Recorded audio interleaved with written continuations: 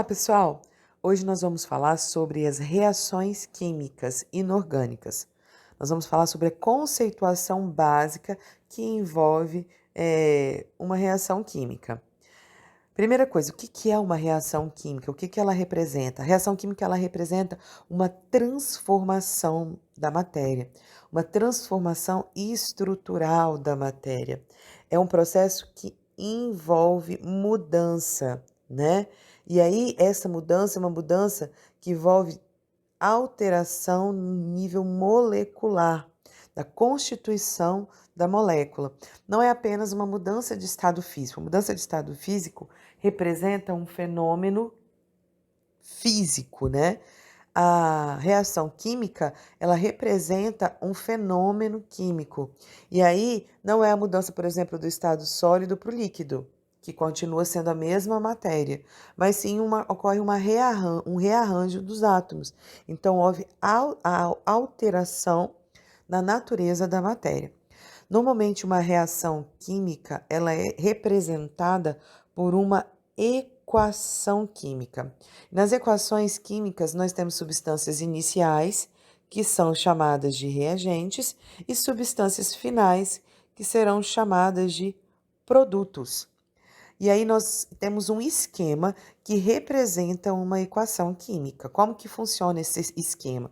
Esquema nós temos duas partes, né? As substâncias iniciais, que são chamadas de reagentes.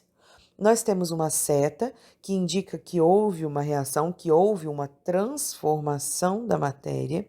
E nós temos as substâncias finais, que nós chamamos de produtos. E aí aqui nós temos a representação de uma reação que é a reação de combustão do gás metano. Gás metano, CH4, reagindo com gás oxigênio, O2. E aí nessa reação nós temos uma transformação, uma reação de queima, uma reação de combustão. Nós já vimos que as substâncias elas são formadas para estabilizar os elementos químicos que precisam fazer reações e adquirir uma certa configuração eletrônica.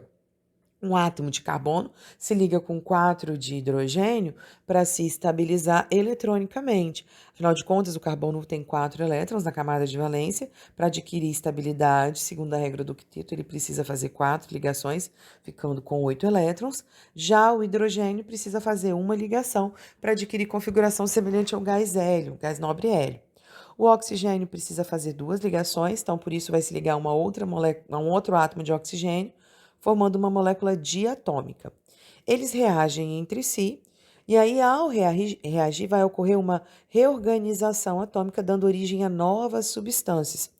Nessa nova substância, o carbono se combina com o oxigênio numa proporção de 1:2, e o oxigênio vai se combinar também com os hidrogênios, numa proporção de 1 oxigênio para 2 hidrogênios. Diante disso, nós vamos ter coeficientes estequiométricos, que são esses números antes das substâncias, que vão indicar a quantidade de cada substância que vai reagir ou que vai ser formada.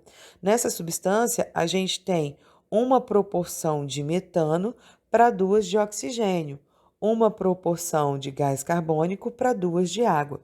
Isso é estabelecido e foi estudado por uma lei chamada de Lei de Conservação das Massas, proposta por um químico famoso chamado Anthony Lavoisier, que estabeleceu essa lei baseado em experimentos, né, em práticas experimentais, onde ele via que as massas dos reagentes e dos produtos elas se conservavam. Havia transformação visível da matéria, porém as massas elas permaneciam inalteradas. Até porque, né, as proporções dos elementos, elas são as mesmas. Então, aqui a gente tem 4 átomos de hidrogênio nos reagentes, 4 átomos de hidrogênio nos produtos, 1 átomo de carbono nos reagentes, 1 átomo de carbono nos produtos, 4 de oxigênio nos reagentes, 4 de oxigênio nos produtos. Esses números vão indicar essas proporções de cada substância vai ser formada e vai reagir. Diante disso, a gente tem a representação de uma reação. E aí a gente fala no balanceamento de reações químicas também. Existem alguns fatores que evidenciam a ocorrência de uma reação, que são visíveis, né, e que são percebidos pelos sentidos, que podem nos indicar que houve uma transformação estrutural da matéria, que são eles: mudança de cor, né? Quando a gente coloca as substâncias para reagir, eles se apresentam em uma cor. A partir que houve essa reação, a gente pode evidenciar que houve uma mudança, uma alteração na cor. Outra é a liberação de gás, que a gente observa às vezes por um processo de efervescência, vai sair bolinhas do recipiente reacional.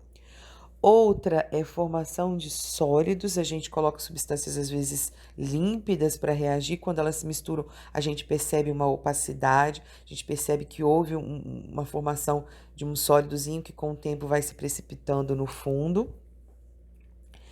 Aparecimento de uma chama ou de luminosidade. Em algumas reações, às vezes, de combustão, a gente percebe que houve fogo, formação de fogo. Então, esse fogo evidencia uma reação, é um processo de luminosidade, de chama. Ou até mesmo o aquecimento, resfriamento do recipiente reacional, de onde vai estar acontecendo a reação. Ao encostar a mão no recipiente, a gente percebe que aquele recipiente ou aqueceu ou esfriou. Então, esses fatores evidenciam a ocorrência de uma reação química, né? As reações elas vão ser classificadas de acordo com as substâncias reagentes e produtos, por alguns tipos que a gente vai ver agora.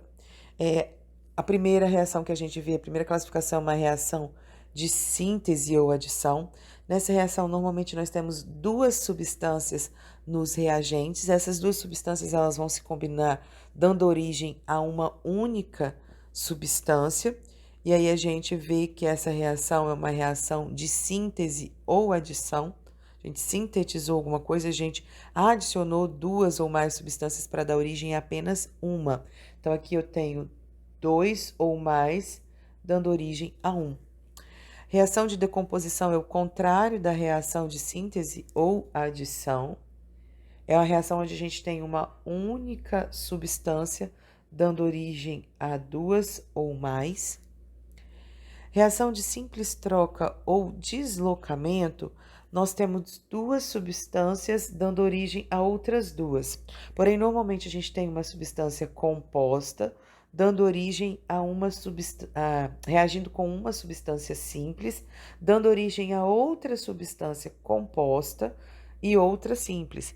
Porém, essa substância simples, ela substituiu ou o cátion ou o ânion da substância composta. Então, aqui ó, a gente tem A, B reagindo com C, dando origem a C, e o B foi liberado na forma de substância simples, né? Então, a gente tem uma composta reagindo com uma simples, dando origem a outra composta e outra simples. Não necessariamente C vai substituir A, ele também pode substituir, não necessariamente ele vai substituir B, ele pode também substituir A, depende da afinidade que ele vai ter pelo outro reagente, tá?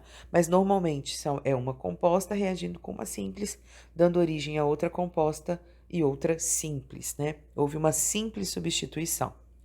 Reação de dupla troca ou substituição é aquela reação em que duas substâncias compostas vão dar origem a outras duas substâncias compostas. Aí aqui a gente tem AB reagindo com CD. Lembrando que numa substância composta, normalmente o primeiro elemento representa o cátion e o segundo representa o ânion. E aqui a mesma coisa, cátion e ânion. Então, o que vai acontecer? O C vai substituir o A e o A vai substituir o C. Então, aqui a gente teve AB dando origem a AD e depois CB, dando origem a outras duas novas substâncias compostas. Vamos a um exemplo disso, né? Aqui a gente tem algumas reações que acontecem no cotidiano das pessoas e a gente vai classificar essas reações, né? No primeiro, a gente tem a reação que acontece nos flashes de câmeras descartáveis, o elemento magnésio reagindo com gás oxigênio, dando óxido de magnésio. Aqui a gente tem a reação do fermento químico que acontece nos bolos, o bicarbonato de amônio dando origem a 3 substâncias: gás carbônico, amônia e água.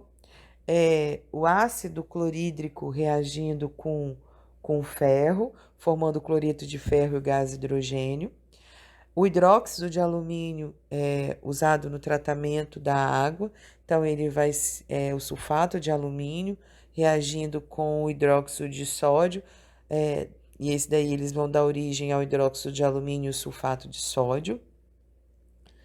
E na câmara de gás, a gente tem o ácido sulfúrico reagindo com cianeto de potássio, dando origem ao sulfato de potássio e o ácido cianídrico, né?